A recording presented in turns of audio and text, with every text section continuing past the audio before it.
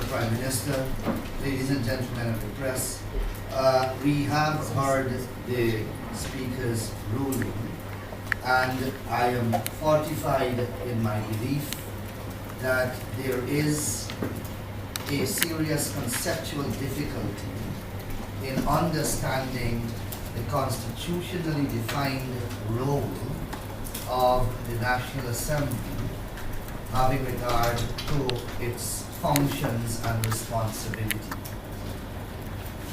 You have the unfortunate position here where a court has ruled, and in our system, under our constitution, the court is the final arbiter of matters of law and in terms of interpreting the constitution. That institution has ruled. Though it is argued that it is not a final ruling, in my humble view, that does not in any form or fashion cause that ruling to lose its efficacy. So on the one hand, we have the court ruling in a particular manner, specifically to say that in accordance with the Constitution of Guyana, the National Assembly has no power to cut. That institution called the judiciary under our constitutional construct is the final arbiter on what the Constitution says and what the Constitution means. On the other hand, you have the legislature, the National Assembly, though the court has so pronounced, and in the face of such a pronouncement, has proceeded to pronounce that it has the power to cut. So you have now a situation of complete and utter confusion, because you have saying that it has the power to cut under the Constitution, and the court, which is the guardian of that Constitution, saying that the Parliament doesn't have any such power. And that is the conundrum that we find ourselves in. The situation, I suspect, will be compounded further if the Chief Justice is to rule finally on this matter. And I have written to him, to his honor, indicating the desirability that there should be final pronouncements on this matter. I cannot conceive how the Chief Justice can depart from the pronouncements he has made in this preliminary ruling, because after all, those pronouncements relate simply to construing and interpreting provisions of the Constitution. Those provisions have not changed from the time he has interpreted them to now. So there is a strong likelihood that we will have a pronouncement now from the court, finally, that will be in collision with the pronouncements made by the Speaker. So as Attorney General, I find myself in some great difficulty, in fact, in advising the government which one of these institutions' pronouncements we should follow. Should we follow the Parliament, the Speaker ruling? Should we follow the court? Now, there, on a regular basis, the court makes pronouncements against the executive regularly. Can the executive take the position that we are not going to be bound by the court? And when it concerns the Constitution, we in the executive can decide that we will interpret the Constitution and we will be the final arbiter on what the Constitution says or not, irrespective of the court's ruling. I say that to you to demonstrate to you the precipice upon which we are now precariously perched as a nation, as a government, and as a...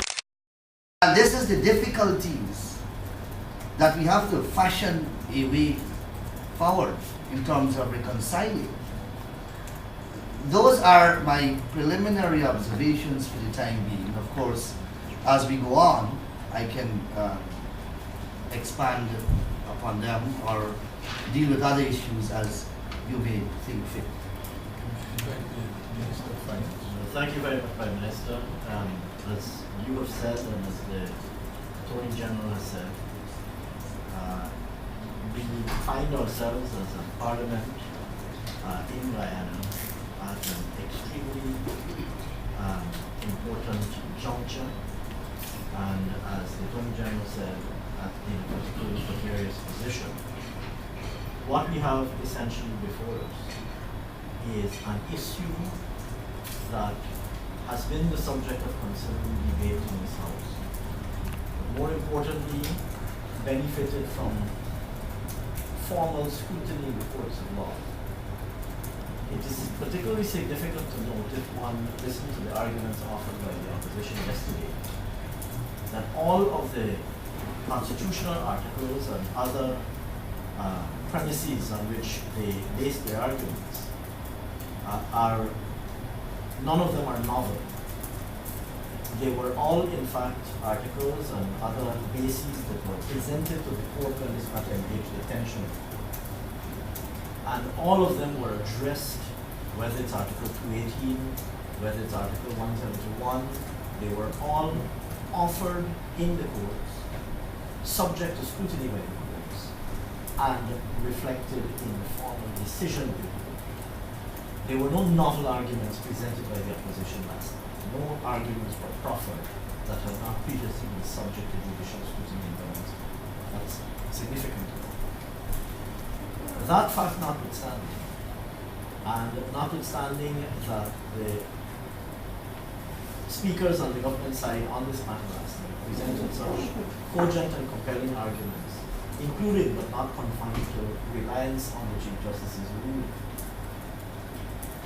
we were and are extremely surprised today to receive a decision handed down by the Speaker that essentially collides with the decision previously delivered by the Chief Justice on this matter.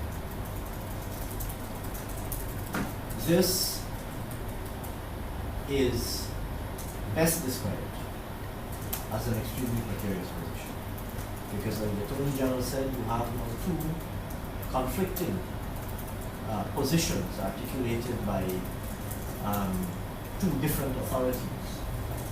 One would conventionally and normally think that the court would be the competent authority for pronouncing this matter. This is the government's position.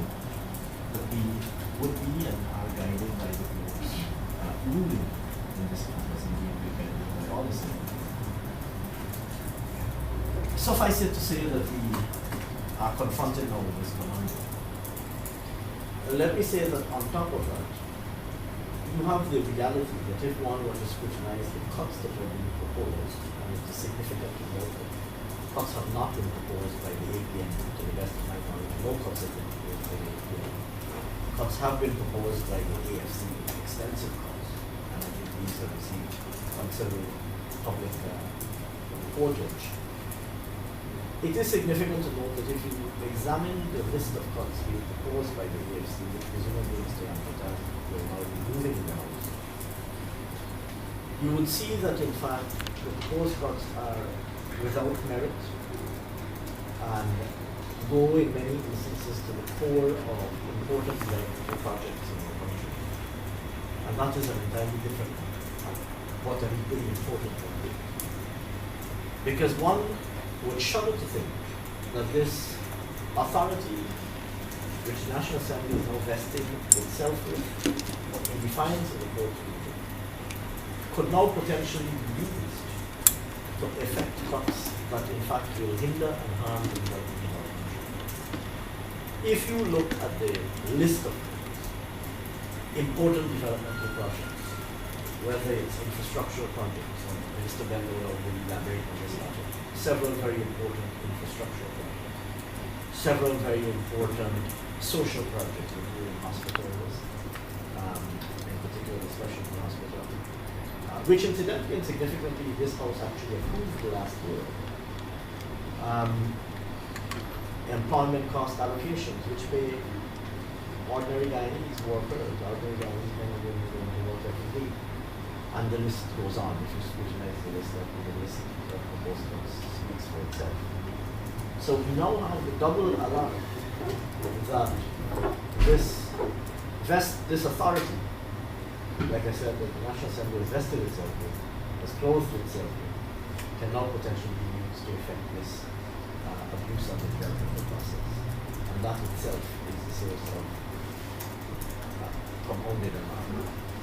I remain hopeful, Prime Minister, ladies and gentlemen, that members of the National Assembly on that side of the House will, in their conscience, vote on the merit of the allocations presented before them. We have always said we have absolutely no difficulty answering any question they may have. We have absolutely no difficulty providing any detailed information. I hope that they avail themselves of the committee of supply process to ask as many questions as they wish, to listen to the answers supplied and receive the documentation shared with them where they request, and ultimately vote for the development of Ghana, which will be in vote for the budget presented before the sessions. I'm still hopeful that those votes will be used responsibly and realistic. Thank you very much. Thank you very much, Mr. Ashton Singh.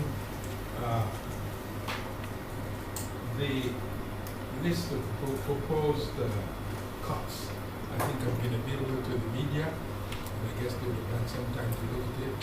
I don't know if Mr. Ben would want to speak to them before, or we should wait. Well, yes, thank you, Prime Minister. Ladies and gentlemen of the media, first off, like my other colleagues, I anticipated perhaps a great hope that the decision on the Speaker's chair would have been different.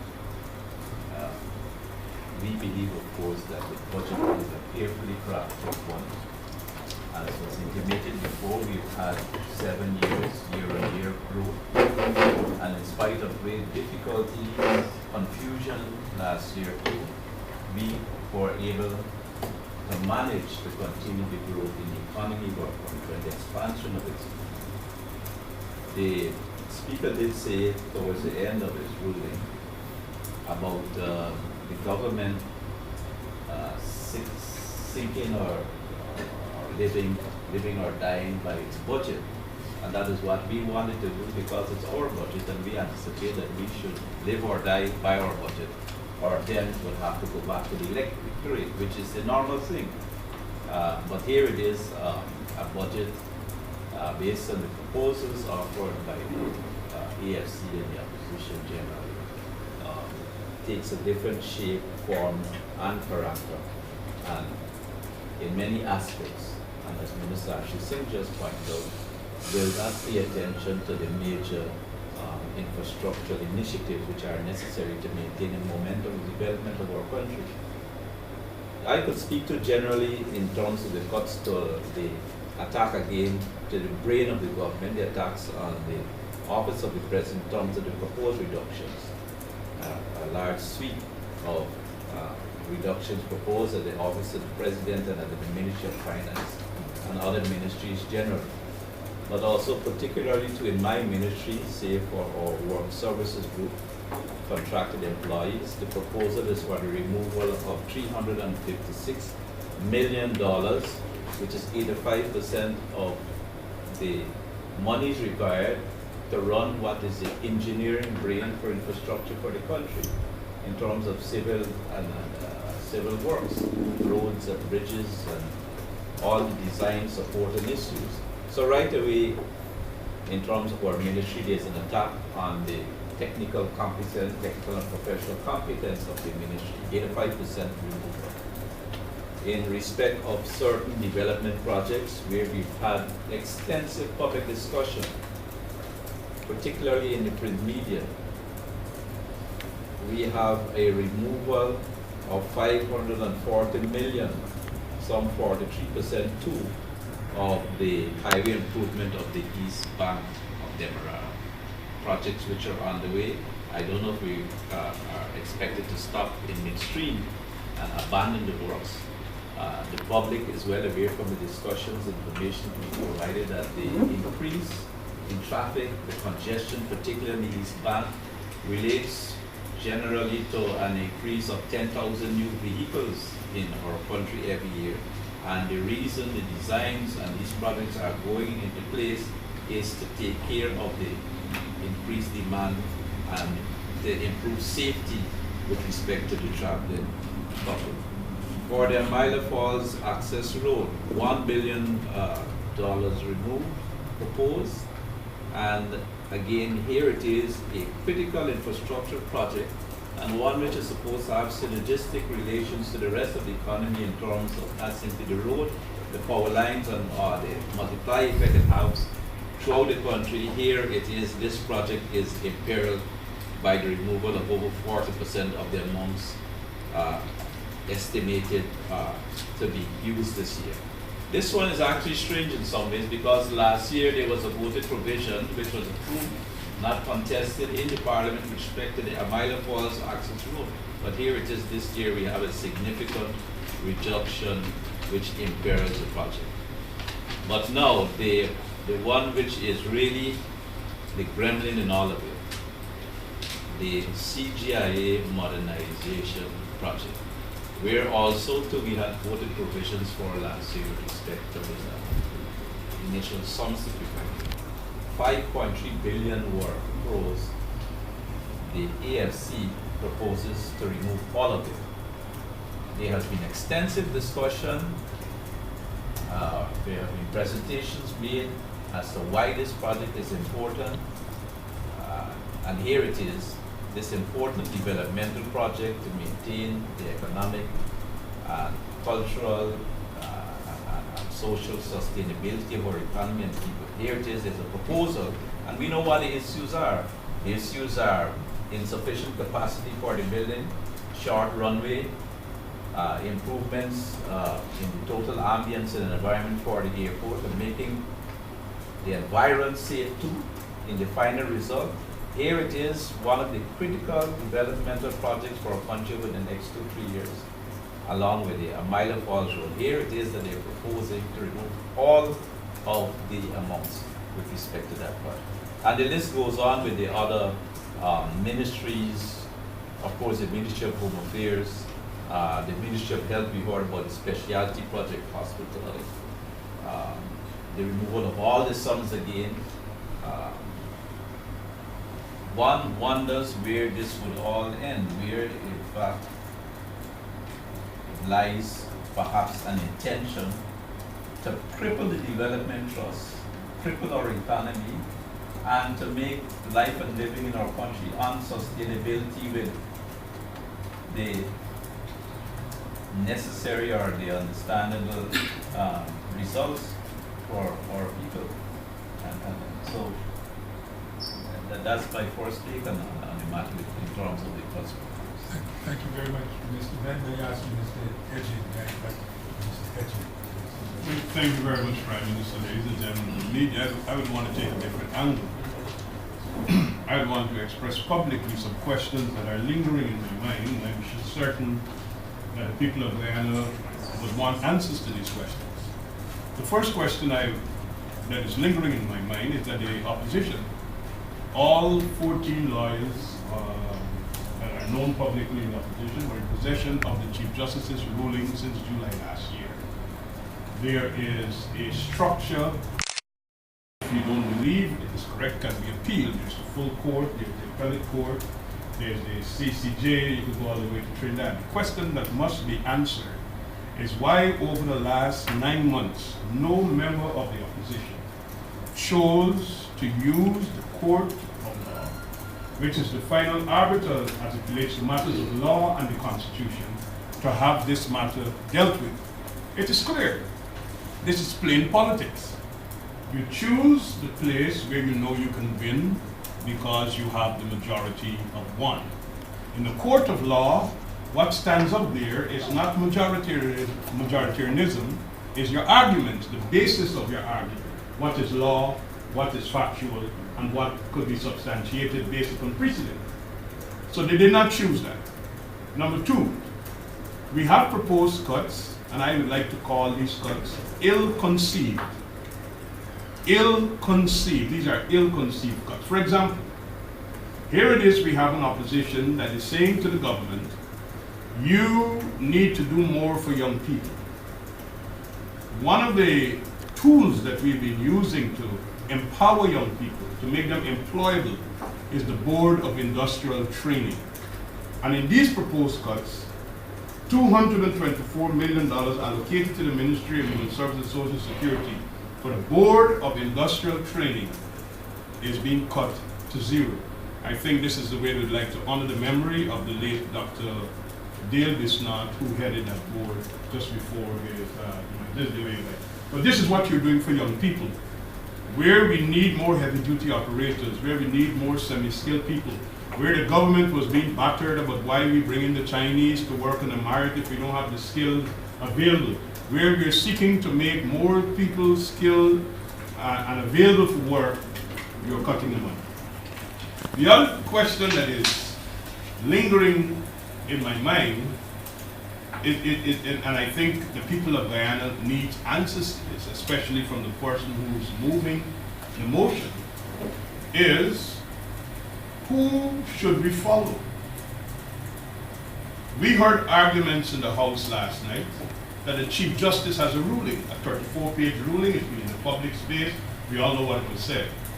And now we have a new ruling from the Speaker.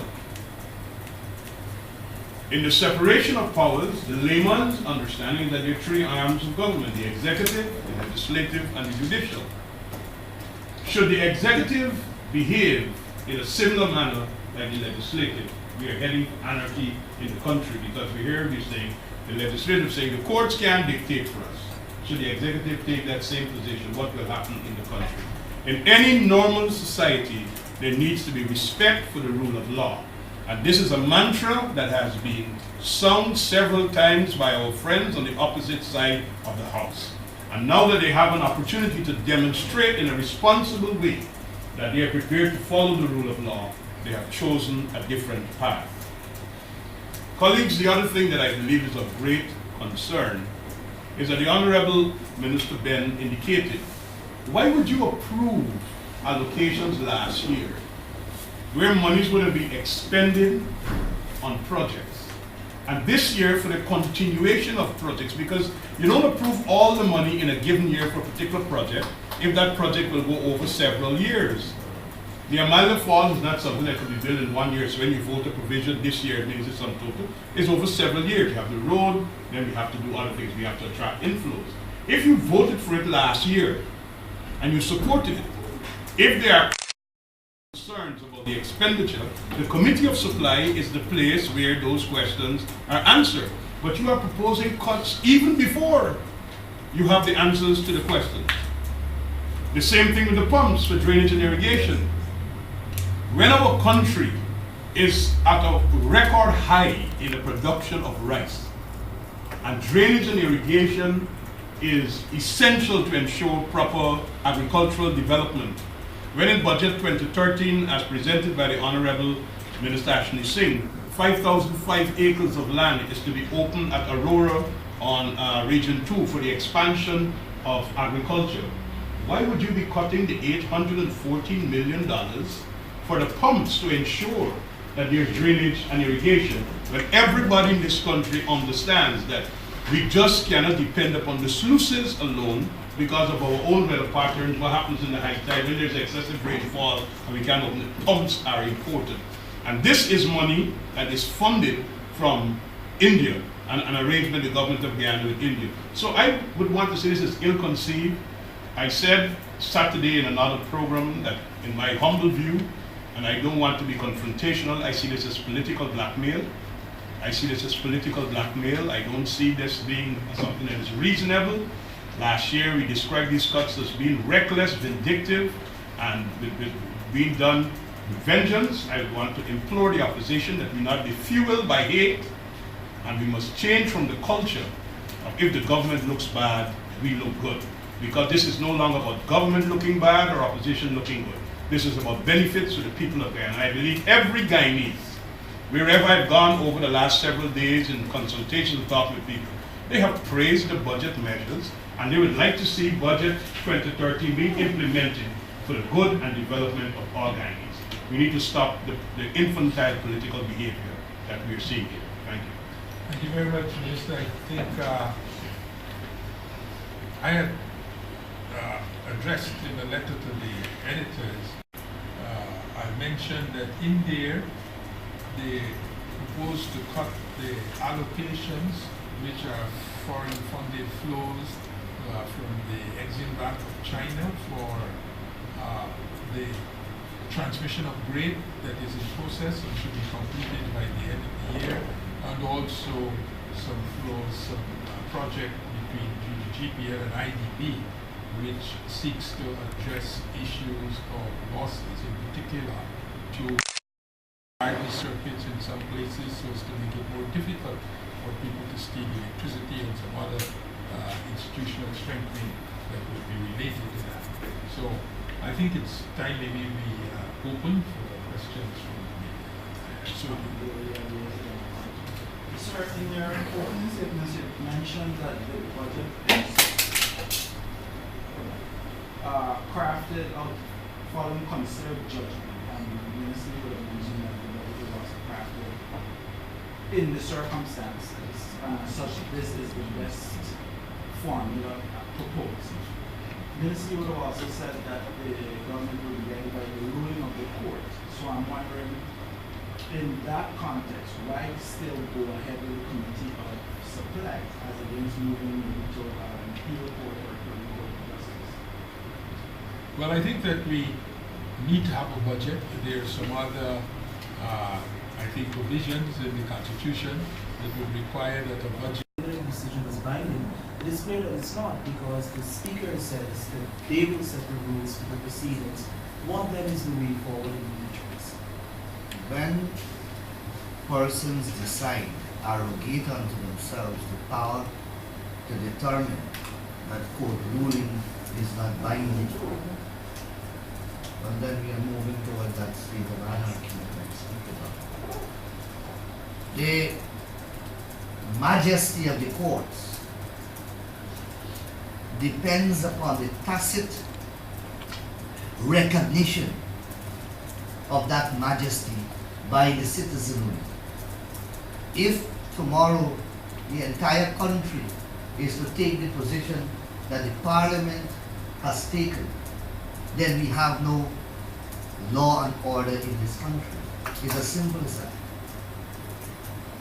As I indicated, I wrote to the Chief Justice informing him of the fact that this issue of impending budget cuts, as they were at the time, is a live one again in the Parliament, and therefore it has become highly desirable that we resume the matter for the purposes of him hearing further arguments if he decides that he requires that, but ultimately for there to be a final ruling in the matter. I haven't received a response from that. I'll follow up.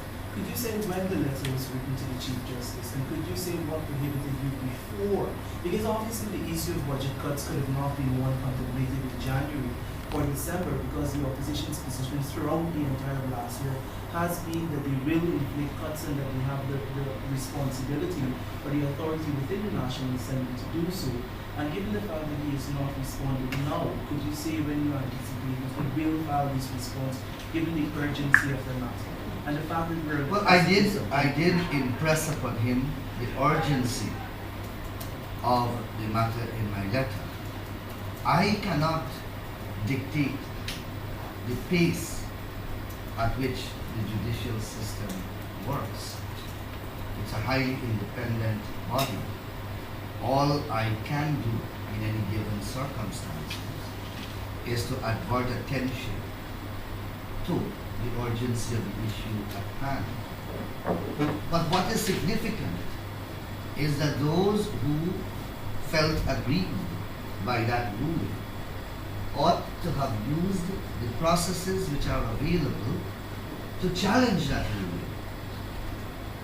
Because I go back to the position of the ordinary man, and in the eyes of the law, the rule of law means that all is equal before the law. As a fundamental concept inherent in the doctrine called the rule of law. Therefore, the parliament is no different from the ordinary citizen of the country. And the same rule or rules that apply to the ordinary man applies to the parliament. And in the same fashion that we in the parliament expects the ordinary man to behave in relation to the court's ruling, the ordinary man expects the parliament to behave that way too. When the parliament passes laws, the parliament passes those laws with the expectation that the citizenry will accept the will of the parliament and obey those laws. If tomorrow the citizens of this country decide to take the example set by the parliament and disregard laws passed by the parliament, then we are heading down the highway of anarchy. Hence, my original statement that this ruling has placed us on the edge of a precipice, and it is going to be compounded further if my prediction holds that the Chief Justice's preliminary ruling will be confirmed in every material way by a final ruling.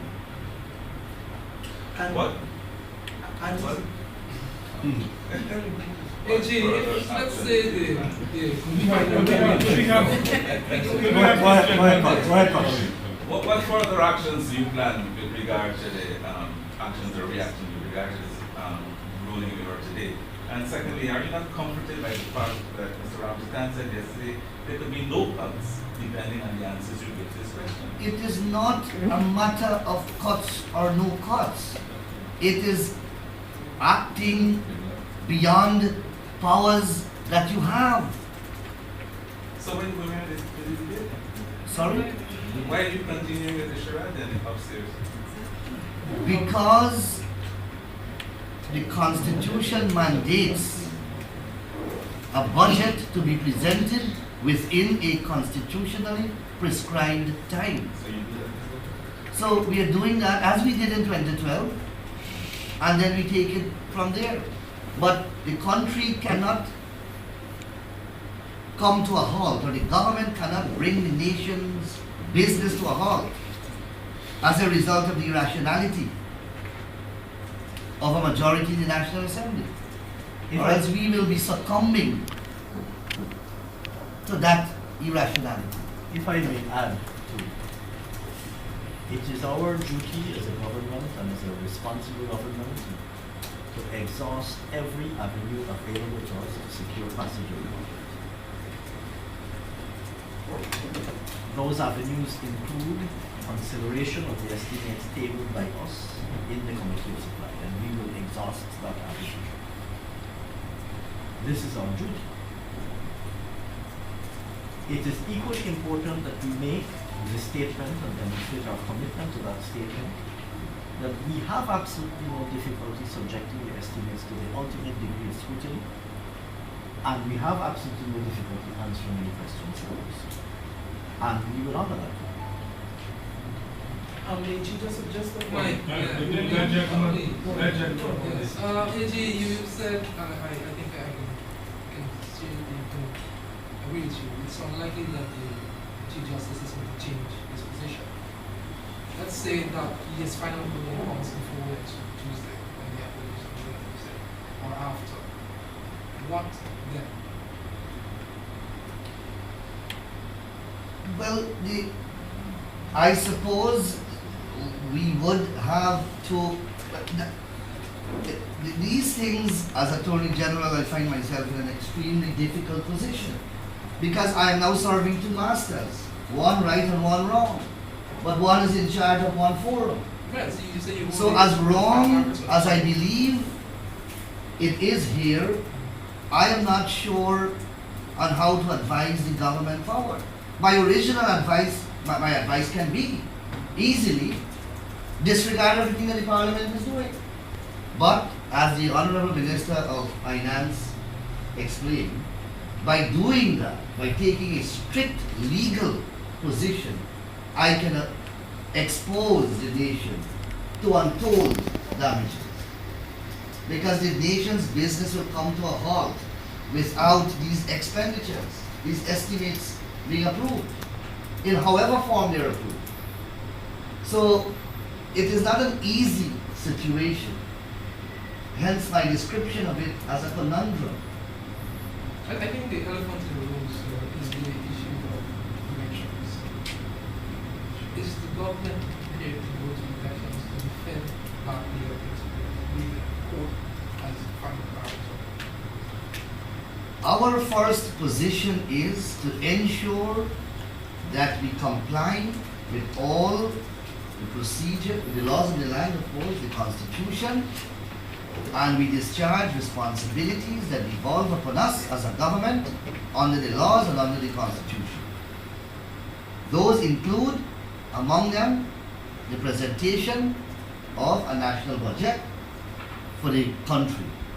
If we are prevented from so doing, and election is the only alternative to which we can resort, other than by destruction of the national interest, then I presume rather, that our choices would have been extremely confined to that one option. But I think by your question, you're actually admitting that it's a view that this is a carefully orchestrated, strategically planned, manufactured controversy to bring about the desired end. I mean, the question presents there a thinking of that order. How you react, comment that all of this could have been avoided easily? Let me just say before you go that the question of elections, going to the electorate again was just raised. But let me point out that there are at least 10 line items here where the Guiding Elections Commission's budgetary proposals from the government are cut severely, some completely. And one wonders, when we get to the details, what shape the Guiding Elections Commission would be in to, in fact, run any elections given these proposals, and what will turn out from the Committee of Supply. So that is something we have to look to as we go along too. I was wondering, but AG, I was taking your argument to the logical extension. You're saying that the preliminary ruling is binding both sides, or whatever, given the fact that the speaker ruled and the courts ruled. If that ruling is binding and the opposition in parliament along with the speaker say that they will not abide by that ruling, doesn't it mean that they're in contempt of court, and then you can move on the fact that it's binding at that level to seek to get some remedies in the meantime while the parliament is still proceeding? I'm trying to understand. The court did not issue what is called coercive orders. In fact, out of respect, and I mentioned that in my presentation, out of comity, the court declined to make any coercive orders, and the court sought to give guidance, expecting, of course, that the National Assembly, being a high institution of the Constitution, would comply, or rather accept those or that guidance. Unfortunately, that turned out to be a false expectation on the part of the court. Any other questions? Yes, New York Spectre News. Mr. Attorney General, are you saying then that there would be, at this point in time, that you can think of a fresh move to the court, but you're going to wait on the Chief Justice's final ruling? The issue, this court is already seized of the issue. But that, of course, does not mean that I cannot bring challenge afresh. The option will have to be discussed and decided upon collectively by cabinet, of course. But both options are open. The option to file fresh proceedings, because this is a new ruling, and this has taken the matter even further. because here the Speaker has rejected the jurisdiction of the court to review the proceedings of Parliament. Though I cited cases from right across the Commonwealth world, all of them showing the court's undoubted right, duty, and constitutional obligation to review not only Parliament, but every institution operating under constitutional structure to ensure that they do not act outside of their constitutional mandate. This Speaker has said that the court has no such power over him. Very, very bizarre state of affairs. There's two more questions I have. Different members on the panel are speaking about a one-seat majority and about the dictatorship in Parliament. Are you here attacking the opposition for this decision of the Speaker, or are you attacking the decision of the Speaker himself? It's not a question of attacking. I don't like the word attack. I am offering my views, critical as they are, on the rulings of the Speaker. I don't regard my expression of those views as an attack. Of course, I have the greatest regard for the office of the Speaker. Road will finally go. Could you explain that, sir, when contracts have already been issued for that road? The plane is doing a LiDAR survey intended to optimize the final section of Section 7. That's the last section going up to the falls. And also, the more important issue which it came in for was to do the alignment for the power lines. The power line alignment has to be identified and optimized, mapped out. And so the aerial survey, most of the work was related to the power line survey, power line route routing. But the road and the power line routing, wouldn't they be on the same? They're not. I think the important word here is optimizing.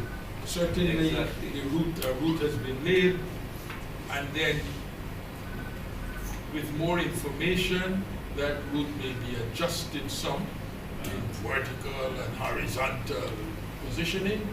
And this is the way that roads are normally put in. You start with a livable layout, and you put more money in, and you do more studies, and you get something that you think is close to the best.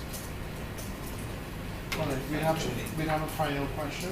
Prime Minister, the negotiations at Office of the President that are taking place with the AKNU, could we say that those are negotiations on the part of the AKNU FCN government with respect to resolving the gridlock around the budget? Or is it just continued grandstanding?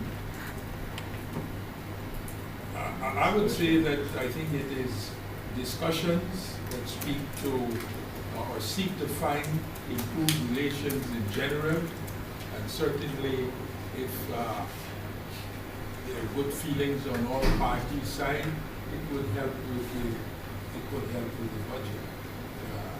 But that would be my. One question. Let's Dr. Singh, 2 years now, 2 subsequent years, we've had issues concerning the budget. Do you think it's time to establish a more formal mechanism for, not necessarily was it passage into opposition, but a more consultative process? Let me say beyond what is already in well, existence? let me say that we already have a very extensive consultation process. The budget 2013 in fact benefited from this process, including inputs from a number of stakeholders. You would recall, in fact, you would recall, for example, that the private sector themselves came out publicly and expressed their satisfaction that a number of their suggestions were in fact considered and included in the budget. Similar pronouncements have been made by organized labor. And as I pointed out in this National Assembly, a number of the initiatives included in the budget are in fact initiatives that have, at one time or another, been advocated by the opposition themselves. In addition, of course, we were engaged in a series of budget meetings, which, as you know, and which is now a matter of public record, which meetings were abandoned by the opposition some weeks before the budget. The government remains committed to speaking with every stakeholder in the government, including the parliamentary opposition, on all matters of national importance. Thank you very much. Thank you. Thank you very much.